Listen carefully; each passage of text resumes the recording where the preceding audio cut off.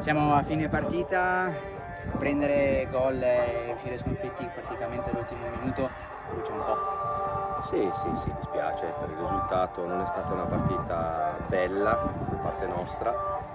Dovevamo metterci sicuramente più cattiveria già dall'inizio nei duelli, non l'abbiamo fatto, un motivo in più per confrontarci, per capire un po' che questa è la categoria e di conseguenza svegliarci il prima possibile.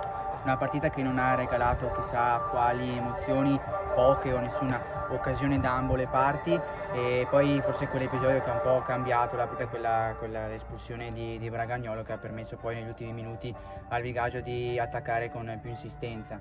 Sì, sicuramente sì, anche se secondo me ci poteva stare l'ammonizione qui sulla fascia sul fallo contro Fabris, ha dato una lettura diversa, dispiace, ha dato una lettura diversa in parecchie circostanze, però comunque insomma noi dobbiamo guardare a quello che c'è da migliorare e, come ho detto, sicuramente dal punto di vista della cattiveria dobbiamo mettercene molta di più.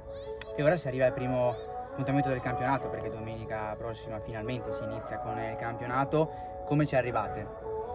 Ci arriviamo con la voglia sicuramente di fare bene, questa sconfitta qua che ci serve da lezione perché questa è la categoria, quindi oggi ci siamo resi conto che comunque per fare questa categoria non bastano le qualità, ci vuole più determinazione, ho in squadra uomini di valore, quindi io credo che questa gara gli abbia dimostrato che ci devono mettere qualcosa in più e sicuramente lo faranno. Perfetto.